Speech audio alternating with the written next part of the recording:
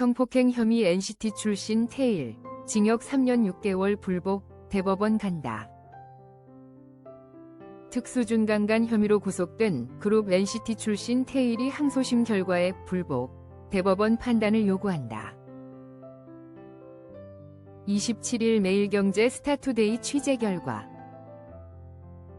테일을 비롯해 공범 2명은 지난 24일 서울고등법원 제11에서 3형사부에 2심 선고에 불복하는 상고장을 제출했다. 지난 17일 2심 재판부는 성폭력 범죄의 처벌 등에 관한 특례법 위반, 특수준강간 혐의로 기소된 테일 등 총 3명이 항소를 기각. 1심과 같은 징역 3년 6개월을 선고했다. 이와 더불어 40시간의 성폭력 치료 프로그램 이수와 아동 청소년 및 장애인 관련 기관 취업 제한 5년도 지시했다. 2심 재판부는 피고인들이 범행을 모두 인정하고 있고 피고인들이 초범이라는 점, 피해자와 합의해 피해자가 처벌을 원치 않는 점 등을 참작한다면서도 피해자가 느꼈을 성적 수치심, 정신적 고통을 호소하는 점 등을 고려해 형을 정했다라고 양형 이유를 밝혔다. 앞서 테일 측과 검찰은 양형 부당을 이유로 항소했다. 테일 등 3명은 현재 법정 구속된 상태이며 피해자와 합의된 점을 피력하며 선처를 호소하고 있다. NCT 테일, 사진 스타투데이 DB. 테일은 지난해 6월 지인 2명과 함께 술에 취한 여성을 성폭행한 혐의를 받고 있다. 서울중앙지검 여성아동범죄조사 1부는 지난 2월 테일과 공범 2명을 성폭력처벌법상 특수준강간 혐의로 재판에 넘겼다.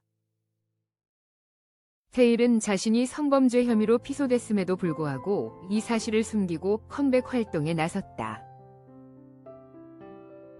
입건 다음 날인 지난해 6월 14일엔 SNS 라이브 방송을 진행하고 팬들과 소통한 것으로 드러났다.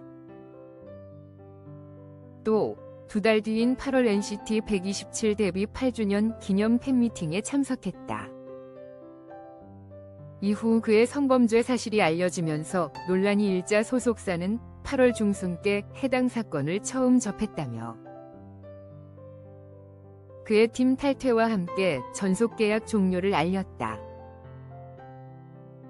테일은 2016년 NCT 첫 유닛 NCT U로 데뷔했으며 이후 NCT 127 멤버로 활동해왔다. 이 사건은 K-팝 업계에 큰 충격을 주며 아이돌의 도덕적 책임에 대한 논의를 불러일으켰다. 테일의 범행은 2024년 6월 발생한 것으로 피해자가 술에 취한 상태에서 발생한 특수준강간 혐의로 기소됐다. 검찰 측은 증거 확보를 통해 테일과 공범들의 범행을 입증, 1심에서 징역 3년 6개월을 선고받았다. 항소심에서 테일 측은 피해자와의 합의를 강조하며 감형을 요청했으나 재판부는 피해자의 정신적 고통을 중시해 원심을 유지했다. 상고장 제출로 대법원의 최종 판단이 내려질 예정이며 이는 2025년 말쯤 나올 것으로 예상된다. 팬덤 내에서는 테일의 탈퇴 이후 NCT의 활동이 영향을 받았다는 의견이 많다. SM 엔터테인먼트는 테일의 사건을 계기로 아티스트 관리 시스템을 강화할 계획을 밝혔다. 테일의 데뷔 이래 쌓아온 이미지 붕괴는 K-팝 산업의 리스크를 드러낸다. 최근 K-팝 아이돌들의 범죄 사건이 잇따르며 업계의 자정 노력이 요구되고 있다. 테일 사건은 빅뱅 승리 사건과 유사하게 연예인의 사회적 책임을 상기시킨다. 피해자 보호를 위한 법적 조치가 강화되는 가운데 테일의 상고 결과가 주목된다. NCT 팬덤 NCT젠은 테일의 탈퇴를 받아들이며 나머지 멤버들의 활동을 지지하고 있다. 테일의 음악 활동 중간에 발생한 사건은 그의 커리어를 영구히 끝낼 가능성이 크다.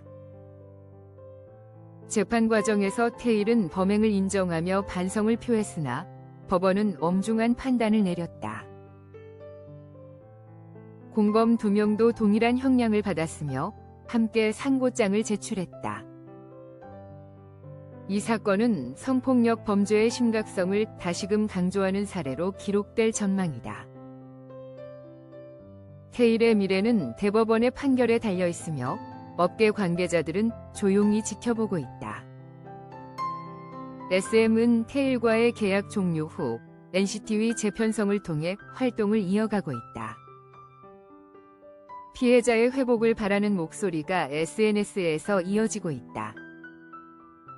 K-팝의 글로벌 이미지에 미칠 영향도 우려된다.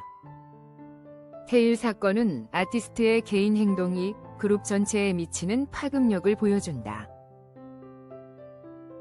법조계에서는 특수준강간 혐의의 양형 기준이 강화될 가능성을 제기한다. 테일의 상고로 재판은 장기화될 전망이며 최종 결과가 주목된다.